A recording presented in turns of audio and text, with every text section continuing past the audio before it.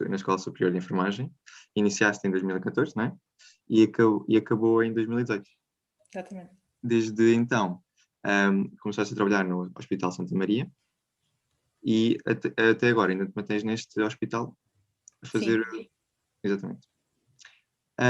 Começaste no internamento de hepatologia, não é? Na unidade de cuidados intensivos de gastroenterologia e hepatologia. E depois, com o evoluir dos tempos, houve o Covid, não é? E infelizmente, ou felizmente, por ter um novo agora conhecimento, passaste para a unidade de cuidados intensivos e cuidados intensivos do Covid. Como sabes, nós estamos no segundo ano da Faculdade de Farmácia da Universidade de Lisboa, no curso de Ciências Farmacêuticas, e estamos neste momento a ter uma cadeira que é o Seminário 1, em que falamos vários temas. E um tema que foi abordado nestas aulas foi sobre ética. E, portanto, queremos abordar mais este assunto e vamos fazer agora ao longo deste convívio. Agora, a Ana vai-nos dar só aqui uma pequena introdução do que é mais ou menos bioética, o que é que nós queremos perceber mais e investigar mais. Certo, que é para abrir um bocadinho aqui a conversa. Portanto, quando nós falamos em bioética, normalmente o que nos vem à cabeça são mais questões dos dilemas médicos, seja o aborto ou a eutanásia. A eutanásia, pronto, teve a ser discutida no governo há muito pouco tempo. Mas hoje queríamos focar mais na relação da bioética e a enfermagem, obviamente. E acreditamos que não é algo muito falado, não é algo muito estudado, mas que realmente é essencial para a comunicação entre o doente e o cuidador, que é o enfermeiro, e é isso então que vamos tentar conversar. Então, temos algumas perguntas que gostaríamos de fazer. Da tua experiência profissional, qual achas ser a importância da ética na saúde? Então, em termos de ética na saúde, a ética é muito baseada em princípios e valores inerentes à nossa prática profissional, neste caso. E a ética na saúde é extremamente importante. Não só na relação, como já foi dito antes, na relação entre doente e, neste caso, enfermeiro, para manter esta relação, para manter esta dignidade do doente, mas também numa relação profissional, ou seja, no contexto em que nós, enquanto enfermeiros, naquele momento somos profissionais, naquele momento temos que agir enquanto profissionais e, portanto, temos que saber distanciar a nossa relação pessoal, a nossa vida pessoal, da nossa vida profissional. E naquele momento assumir, lá está, um contexto profissional e garantir, segundo a ética, estes princípios e valores que nos são inerentes e que, ou deveriam ser inerentes, e muitas vezes são discutidos. Ok, obrigada. Nada. Depois temos uma segunda pergunta. Quais é que foram os momentos mais desafiantes ao longo da tua carreira, onde sentiste talvez maior dificuldade em agir de acordo com os princípios éticos? Isso é sempre muito discutido. Há muitos momentos em que nós pensamos que a ética pode estar a ser posta em causa, neste caso. Não só em alguma coisa, lá está, falando um bocadinho da relação pessoal, quando deixamos de intervir um bocadinho a nossa vida pessoal na ética, quando pensamos em ética não, na nossa vida pessoal, na nossa vida profissional, quando pensamos que se calhar aquele doente não merecia tanto a nossa atenção, o nosso cuidado, ou porque não está de acordo com os nossos planos, a nossa ideologia, ou porque se calhar estava a ser demasiado chamativo e nós já estamos tão cansados e tão fartos que também pensamos que aquele doente não merecia a nossa máxima de atenção. Portanto, esses são sempre os mais básicos, talvez, mas que também são necessários. Depois, lá está, os maiores da ética, quando casos, como já foi falado, em aborto, por o risco de vida, ou pensar deste doente que aconteceu alguma coisa e que nós não estamos de acordo, e como é que nós vamos agir segundo isto? Por exemplo, em algum crime, alguma coisa do género. Tens alguma história em particular, pronto, uma história que possas partilhar connosco sobre algo que te tenha desafiado, algo que tenha sido difícil para ti lidar com? Já experienciei vários momentos de pensar que a minha relação pessoal podia intervir ali um bocadinho na minha relação profissional. Nomeadamente, quando já sabia que aquele doente era sempre muito chamativo e eu pensava, já vem lá outra vez, ele chamar e não é nada, há de ser só para pedir uma arrastadeira ou para dizer que tem dores aqui e ali. E este é um ponto que às vezes é preciso ter um bocadinho de tato, do género. Ele até que ponto é que está a ser só chamativo ou até que ponto é que se torna verdadeiramente em certos aspectos os problemas essenciais. Assim, em casos mais graves, em ter de sentir que alguma escolha teve que ser feita, acho que nunca experienciei. Okay. Dando continuação, relativamente ao tempo que tiveste na faculdade, chegaste a ter alguma disciplina relacionada a esta parte da ética? E, caso sim, achas que te ajudou a preparar para tais momentos? Eu tive uma cadeira de ética na faculdade e que de facto foi bastante importante, não só para saber lidar, quanto para abordar, porque eu até à faculdade nunca tinha abordado o que era ética, excepto ali um bocadinho da filosofia e um bocadinho de dilemas morais na altura, mas nunca tinha abordado em si o que era a ética. E na faculdade foi ali quase o entrave. Malta, vocês vão para a enfermagem há princípios éticos e deontológicos que estão a ser postos e que vocês têm que os manter. Não só garantir a confidencialidade do doente, garantir a sua dignidade, a prestação de cuidados dignos àquele doente sempre. E, portanto, isso ajudou muito a perceber o que era a ética. Em termos práticos, ajudou muito a saber lidar, porque por muito os trabalhos da cadeira foram feitos em âmbitos práticos, não só com dilemas reais, mas também na prática em si. Portanto, quando eu tive o meu primeiro estágio, tivemos que fazer um trabalho ético e discuti-lo, portanto, pôr ali um bocadinho em prática aquilo que já tínhamos aprendido em aulas teóricas sobre o que era a ética. Obrigado.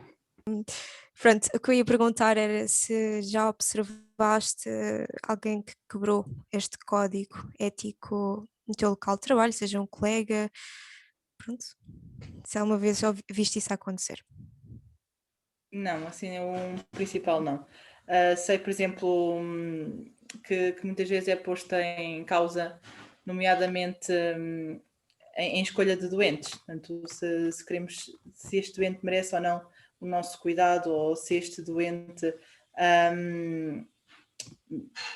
ou seja, se podemos prosseguir com este doente ou temos que escolher outro em virtude de muitas coisas. Mas eu nunca tive que escolher, nem nunca tive que pôr isto em causa. E, portanto, nunca presenciei isto. O máximo, assim, em termos de Covid que já presenciei foi, de facto, quando as camas cabeceavam de tal forma, a entrada tão repentina, quase que ainda estávamos a assistir aquela pessoa a ter alta ou a falecer e, entretanto, já estava outra pessoa para entrar. Portanto, esta rapidez com que as coisas tinham que se movimentar.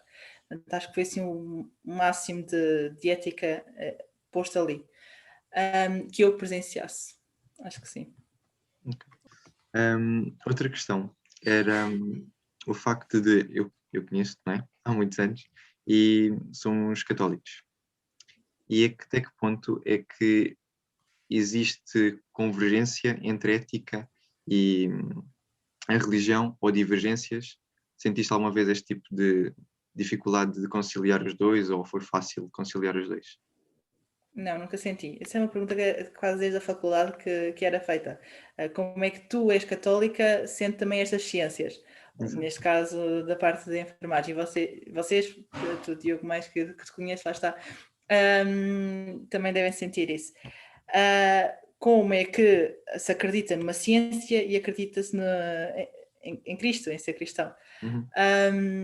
Portanto, mas nunca senti isso fosse em causa, porque lá está, sempre tive as minhas ideologias e por mais católica que seja, também sei ser profissional e sei colocar de parte ou seja, sei manter os meus princípios éticos, não só como enfermeira, mas sim também como cristã, e os meus princípios que posso ter em ambos. E nunca senti que um ou outro tivesse que ter sido posto em causa pelo outro, por assim dizer. Eu nunca senti que os meus princípios como cristã tivessem sido postos em causa pelos meus princípios como enfermeira. Nunca senti. Então, se calhar agora podemos passar um pouco mais para o tema atual em que vivemos, não é? A pandemia. Já falaste um pouco sobre isso, mas para ficar mais esclarecido, gostaríamos de saber que desafios então é que, em termos de ética, tiveste de experienciar nestes tempos de Covid. Então, acho que o principal é assim o afastar as famílias ou os doentes das famílias. O facto de eles se sentirem isolados, o facto de não poderem ter visitas, não só em momentos mais marcantes, como em momentos em que as pessoas parecem estar numa fase pior, o facto de não ter visitas e não saber notícias pessoalmente dos seus familiares torna-se muito posto em causa e ali bastante aflitivo, não só para quem está lá, como para quem também presencia de fora. E, portanto, nesse contexto, o facto das informações serem dadas via telefónicas torna-se não ético por não saber concretamente a quem é que nós estamos a dar informações. Não consegues ver a pessoa pode atender o telefone e dizer que é a pessoa X ou a pessoa Y e tu não tens a certeza. Portanto, isso para mim coloca um bocadinho em causa a ética, mas no tempo em que corre e em relação a como o mundo está, não havia outra forma de o fazer. Relativamente ainda agora a estes tempos de Covid, alguma vez tiveste de tomar a decisão de escolher o doente que irias eventualmente salvar e que critério é que se usa para fazer essa escolha? Não, lá está. Isso é uma escolha que é muito mais à base dos internamentos e muito mais à base da equipa médica. Quem é que vai ou não para intensivos, quem é que prossegue esta máxima de garantias de possível salvamento, quem é que tem direito a isto. Isto tem muito a ver com condições de saúde, com antecedentes pessoais, com idade, com dependência, e eu nunca tive presente nessa decisão, nem nunca tive que ser eu a escolher se esta pessoa merecia, tinha ou não tinha o direito da minha ajuda, da minha prestação de cuidados, e ainda bem, porque eu acho que era uma decisão tão difícil que eu acho que não iria conseguir sabê-la tomar. E portanto não, ainda bem que não tomei. O mais próximo lá está, foi sentir o escassear, o sentir que não podia fazer mais nada pelo doente e de saber dizer que não, ou seja, de saber que quando as coisas são postas e dar o término, o sentimento de não dar mesmo para fazer mais nada. Acho que foi assim o mais próximo. Ok, então agora um nível um bocadinho mais pessoal. Como profissional de saúde, sentiste afetada por toda esta situação relacionada com Covid? De certeza que sim, aí como já o disseste. E em relação a turnos extras, a exaustão, ao cancelamento de férias ou adiantamento de férias, à saúde mental, à tua saúde mental, será que foi ético para os profissionais de saúde terem que ter suportado este acontecimento todo? Não foi tomar das melhores decisões? Não foi ético. Senti muita minha ética profissional posta em causa neste contexto. Desde lá está, acho que a todas as perguntas que tu fizeste, a resposta é sim. A minha saúde mental foi afetada, minhas férias foram canceladas, turnos extras foram feitos. Acho que só não tive que continuar turnos por não haver pessoas suficientes. Portanto, tudo o que pudessem pensar, de facto aconteceu. É uma exaustão. Eu cheguei a contar que lá está, as minhas pessoas mais próximas sabem que esta segunda vaga e terceira vaga então foi desgastante, foi um acumular de situações, um estar constantemente no hospital, o sentir que eu quando estava no hospital era só hospital, quando vinha para casa era só mesmo para dormir quase, destes turnos extra, lá está, a não parar, o facto de estarmos sempre vestidos com os EPIs e estar muitas horas dentro do covidário seguidas, portanto foi ali um cansativo constante. Portanto, sim, sem dúvida que a ética perante os profissionais de saúde foi posta em causa, não foi garantida, no fundo. O facto de tu tens direito a dias de férias, eles terem de ser cancelados, eu estou há 6 meses sem férias, portanto, como é que passa-se meio ano e nem um dia de férias tenho? Eu ainda tenho, do ano passado, 6 dias, porque os outros consegui gozar entre a primeira e a segunda vaga. Mas foi sentir que não podias depois sair do hospital porque estávamos em estado de emergência e as coisas estavam a ser canceladas, portanto muitos profissionais de saúde viram as suas vidas dependentes de quererem ou não quererem seguir outras carreiras, outros serviços neste caso, e não podiam, pedidos de transferência pendentes por causa do estado de emergência, férias pendentes por causa do estado de emergência, portanto a justificação é toda por causa do estado de emergência, mas no fundo a saúde mental dos enfermeiros e dos médicos e dos auxiliares e de todos quantos fossem profissionais de saúde foi muito posto em causa, foi muito mandada abaixo neste caso. Eu tenho uma questão relativamente a esta parte, né? Esta parte tão desgastante que se deu, não houve nenhum apoio por parte de, não sei, talvez... Houve. Ainda mais... Nós tínhamos direito a psicologia neste contexto de garantir um bocadinho da saúde mental que nos pudesse estar a ser retirada, para deixarmos um bocadinho mais confiantes e um bocadinho mais com direito a elas. E claro, depois houve também sempre apoio a nível do governo perante todo o trabalho em Covid. Portanto, sim, nesse aspecto, por mais desgastante que fosse, tivemos um apoio de back-office, portanto, um apoio extra. Exato, eu acho que só quem experiencia consegue ver o quão difícil foi e continua a ser. Sim. Bem, acho que ninguém mais tem nenhuma dúvida. Queremos só agradecer por a disponibilidade, Carla. Gostamos muito. Muito obrigada. Obrigada. Obrigado. Obrigada.